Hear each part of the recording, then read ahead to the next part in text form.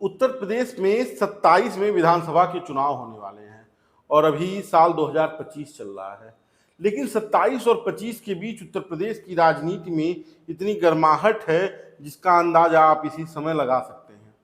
इस वक्त Samajwadi party Bharatiya Janata party को घेरने की तैयारी में है और उसके लिए वो रील और वीडियो यानी जिस सोशल मीडिया के सहारे 14 में नरेंद्र मोदी ने देश में सरकार बनाई थी, उसी सोशल मीडिया का सहारा लेकर डॉक्यूमेंट्री फिल्म और रील्स बनाकर और इस कैंपेन के जरिए जनता के बीच जाने की तैयारी में समाजवादी पार्टी है।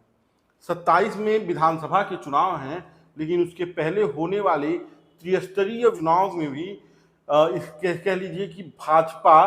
फंसी हुई है और इसमें उसे समाजवादी पार्टी नहीं घेर रही है। इस वक्त उसकी घिराई उसके सहयोगी दल कर रहे हैं, चाहे वो अनुप्रिया पटेल का अपना दल हो या संजय निषाद का निषाद पार्टी या कह लीजिए कि ओम प्रकाश राजभर की सुहेल देव समाज पार्टी।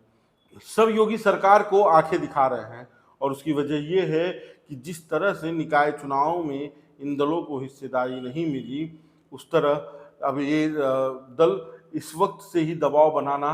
सरकार पर चाहते हैं, पार्टी पर चाहते हैं, एनडीए पर चाहते हैं कि इस बार उन्हें त्रिस्तरीय पंचायत चुनाव में भागीदारी मिले, भागीदारी सुनिश्चित हो। वैसे प्रधान और बीडीसी के जो चुनाव होते हैं, क्षेत्र पंचायत सदस्य के जो चुनाव होते हैं, उसमें किसी भी पार्टी का सिंबल इस्तेमाल नहीं होता है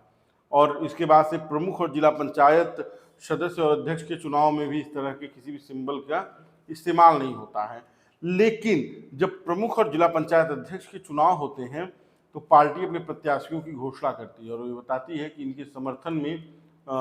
हमारा राजनीतिक दल रहेगा और उसी नाम के साथ पार्टी के जुड़े हुए अन्य कार्यकर्ता, अन्य सदस्य, चाहे वो क्षेत्र पंचायत के हों या जिला पंचायत के हों, उस नाम को वोट देते हैं। इसलिए जो सत्ता में लोग हैं वो चाहते हैं कि ज़्यादा से ज़्यादा उनके संगठन, उनकी विचारधारा के लोग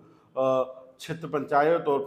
पंचायत चुनाव में जीत कर आए और इसी वजह से अपनी भागीदारी सुनिश्चित करने के लिए जो क्षेत्रीय दल हैं, जो छोटे दल हैं, वो इस बार अपना हक मांग रहे हैं। अब ये भी भारतीय जनता पार्टी और एनडीए के लिए एक बड़ा निर्णय होगा कि जो ग्राम स्तर के चुनाव हैं, जो त्रिस्तरीय पंचायत चुनाव हैं, उसमें लोगों को भागीदारी उनकी कैसे सुनिश्चित की जाए, क्योंकि तमाम कार्यकर्ता, जो छोटे कार्यकर्ता ज़मीन पर काम करते हैं, वो इस उम्मीद में काम करते हैं कि जो बड़ी पार्टियों के साथ हम जुड़े हुए हैं वो क्षेत्र पंचायत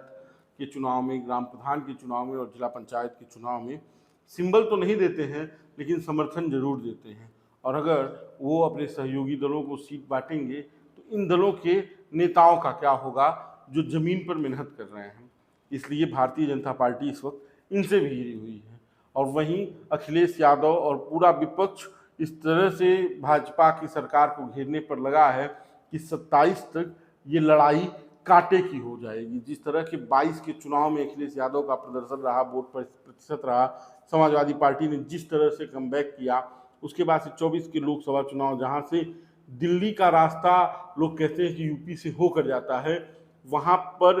भारतीय जनता पार्टी को बड़ा झटका लगा। इससे भारतीय जनता समझी हुई भी है और आंखें तरेर रहे हैं उनके सहयोगी दल और कोई आरक्षण के नाम पर तो कोई अपने कार्यकर्ता और अपनी पार्टी के नाम पर त्रिस्तरीय पंचायत चुनाव में भी घेरने पर और आंख दिखाने पर लगा हुआ है। अब देखना यह है कि आने वाले समय में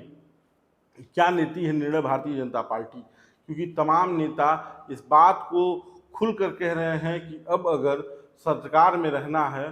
तो ज़मीन पर काम करना पड़ेगा और ज़मीन पर भारतीय जनता पार्टी उत्तर प्रदेश में कमज़ोर होती जा रही है। क्षेत्रीय दल और उनके सहयोगी उन्हें जिस तरह से नाराज़गी भरी निगाहों से देख रहे हैं वो भी उनके लिए घातक हो सकता है, क्योंकि इन दलों का कोई भरोसा नहीं कब किसके साथ हो। ओम प्रकाश राजभर 22 के चुनाव में अखिलेश यादव के साथ थे, उसके बाद से 24 के चुनाव के पहले वो भारतीय जनता पार्टी में आ गए। इसी तरह 19 के पहले डॉक्टर संजय निषाद समाजवादी पार्टी के साथ थे और 19 में वो भारतीय जनता पार्टी के साथ आ गए। ये सारे समीकरण ये बताते हैं कि इस बार उत्तर प्रदेश का चुनाव बड़ा आसान नहीं है। बाकी का देखना है कि कौन दल किस तरह का परफॉर्मेंस करता है पंचायत चुनाव में और 27 में क्या होगा, ये पंचायत चुनाव जरूर बताएंगे। बाकी आप बेधड़क खबर देखते रहिए, इस वीडियो पर भी राय जरूर दीजिए। धन्यवाद।